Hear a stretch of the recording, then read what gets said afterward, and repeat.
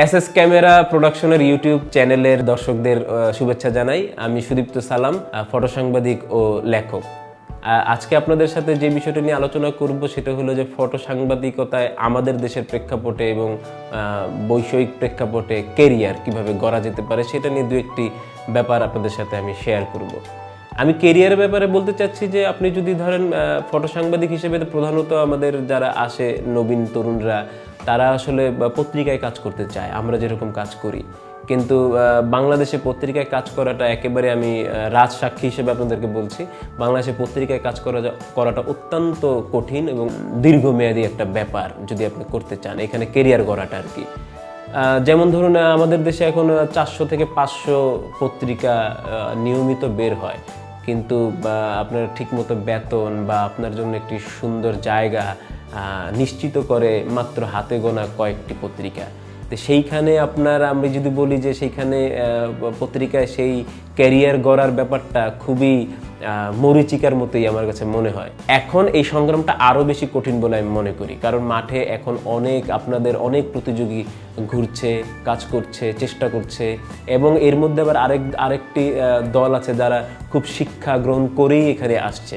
So প্রতিযোগিতাটা অত্যন্ত কঠিন হয়ে দাঁড়িয়েছে। যেমন বিকল্প বলতে যে আপনি অবশ্যই নিউজের সাথে থাকুন এবং ছবি তুলুন। ফটো সাংবাদিকতার বিভিন্ন ঘটনা ঘটছে, প্রতিদিনই ঘটনা ঘটছে, তো ওই ঘটনাগুলোর সাথে থাকুন এবং ওখান থেকে ভালো ছবি বের করে আপনি বিভিন্ন এজেন্সিতে দিতে পারেন, বিভিন্ন ওয়েবসাইটে আপলোড করতে পারেন। তো ওই ক্ষেত্রে আপনার ছবি বিক্রির বা কেউ যদি এটা দেখে সেটা ব্যবহার করার জন্য আপনার সাথে যোগাযোগ করতে পারে, সেভাবেও আপনি করতে পারেন।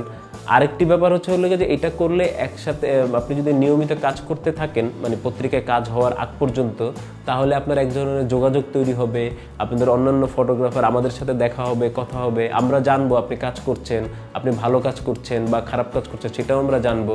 ইনস্টাগ্রাম, টুইটার, ফেসবুক ইত্যাদির মাধ্যমে আপনি ছবিগুলো শেয়ার করবেন। এতে কি হয়, আপনার বিদেশি বন্ধু, দেশি বন্ধু, আপনার কলিগরা এই ছবিগুলো দেখলে বুঝতে পারবে যে ও কি ধরনের কাজ করছে বা ও যে অব্যাহতভাবে কাজ করে যাচ্ছে সেটার একটি আপডেট কিন্তু এই সোশ্যাল মিডিয়াগুলো আমাদেরকে দেয়।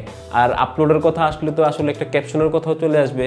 তো ক্যাপশন লেখার ক্ষেত্রেও আপনাকে পারদর্শী হতে হবে, সেটা বাংলা হোক ইংরেজি হোক, দুটাই, উভয় ক্ষেত্রেই আপনাকে পারদর্শী হতে হবে। কিন্তু আজকাল তো মনে হয় যে আপনার ইংরেজিতে ক্যাপশন লেখার পারদর্শিতা থাকাটা আরও বেশি জরুরি, কারণ আপনার ছবি তো এখন আর শুধু দেশীয় পর্যায়ে থাকছে না, সেই বিভিন্ন ইস্যুগুলো হয়ে যাচ্ছে আন্তর্জাতিক। আপনি যদি শিখে আসেন কোথাও থেকে ফটোগ্রাফিটা বা ফটো সাংবাদিকতাটা, তাহলে আপনার জন্য একটা আলাদা বিশেষ জায়গা তৈরি হবে বলে আমি আশা করি।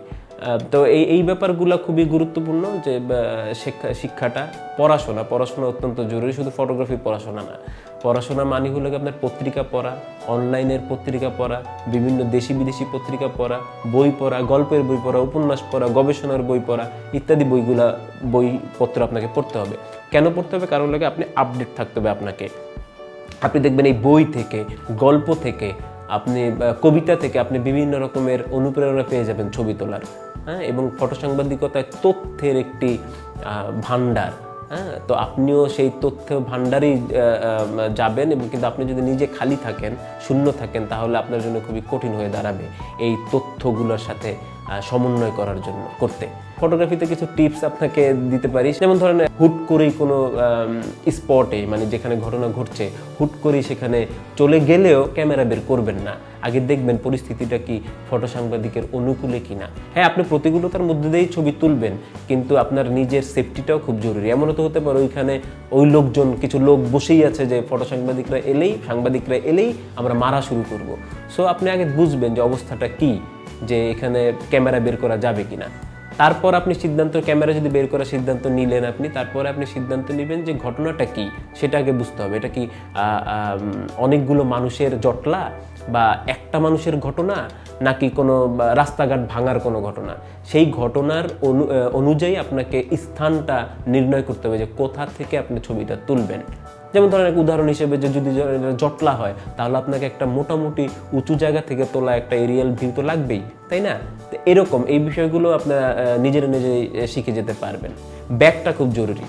আপনারা জানেন যে এসএস ক্যামেরা ব্যাগও বিক্রি করে অন্যান্য ইকুইপমেন্টের পাশাপাশি। তো ব্যাগটা চয়েস করার ক্ষেত্রেও খুব খেয়াল রাখবেন, ফটো সাংবাদিকদের জন্য যে কোনো ব্যাগই হলে হবে না। আপনি কোনটাতে সবচেয়ে বেশি কমফোর্টেবল সেটা খুব ভালোভাবে পরীক্ষা করে আপনি ব্যাগটা নেবেন। শুধু কমফোর্টেবল হলেই হলো না, হুটহাট যাতে আপনি ক্যামেরাটা বের করে আবার সুন্দরভাবে রাখতে পারেন ব্যাগের মধ্যে এবং খুব বেশি সময় নষ্ট না করে, সেই দিকেও আপনি খেয়াল রাখবেন। তো এরকম বিষয়। তারপরে দুটো ব্যাটারি রাখা, যাতে একটি চার্জ চলে গেলে আরেকটি ব্যবহার করতে পারেন। ফ্ল্যাশের ব্যাটারি সবসময় আপডেট রাখা, ফ্ল্যাশ ব্যবহার করা। আমরা দিনের আলোতে অনেকেই ফ্ল্যাশ বের করি না ব্যাগ থেকে, কিন্তু এটা খুবই জরুরি। দিনের আলোতে অনেক সময় ফ্ল্যাশ লাগে, তো এটা যাতে আমরা ব্যবহার করি। খুব আইএসও ব্যবহার করার চেষ্টা করি আমরা ফ্ল্যাশটা ব্যবহার না করে, কিন্তু কেন, আমার কাছে তো ফ্ল্যাশ আছে, আমি তো ওটা ব্যবহার করতে পারি। এই ধরনের নানা টিপস আমরা দিতেই পারি, আপনিও নিজেও অনেক কিছু বুঝবেন। কিন্তু আরও একটা ব্যাপার কিন্তু খেয়াল রাখতে হবে যে ফটো সাংবাদিকতা মানেই কিন্তু এখন শুধু স্টিল ফটোগ্রাফির উপর নির্ভর করছে না। আপনার ক্যামেরাটাও খুব ওয়েল ইকুইপড হতে হবে যাতে আপনি ভিডিও করতে পারেন। এই মাল্টিমিডিয়া জার্নালিজমের এখন কিন্তু বাজার, এবং আমাদের সিনিয়ররা কিন্তু বলে যে আগামী 5 বছরের মধ্যেই কেউ যদি শুধু স্টিল ফটোগ্রাফিতে থাকে, সে কিন্তু ফটো সাংবাদিকতায় টিকে থাকতে পারবে না। তো তার মানে আপনাকে ভিডিওতেও আপনাকে খুব পারদর্শী হওয়া জরুরি। তার মানে সাথে সাথে আরও অনেক কিছু চলে আসে। ভিডিও হলে অডিওটা কীভাবে আপনি নেবেন, সেই ইকুইপমেন্টের ব্যাপারটা আপনাকে জানতে হবে, ট্রাইপডের ব্যাপারটা চলে আসবে তখন। তো আপনি নিজেই আসলে বুঝবেন কর্মক্ষেত্রে যখন আপনি থাকবেন যে আপনাকে কি করতে হবে। জীবন থেকে শেখাটা খুবই ভালো এবং খুবই উপকারী বলে আমি মনে করি। আমাদের এই আলোচনা যদি আপনাদের ভালো লেগে থাকে তাহলে এসএস ক্যামেরা প্রোডাকশনের ইউটিউব চ্যানেলে সাবস্ক্রাইব করুন এবং আপনার নোটিফিকেশন অপশনটি অন করে রাখুন যে কোনো সময় যে কোনো ভিডিওর আপডেট পেতে। ধন্যবাদ।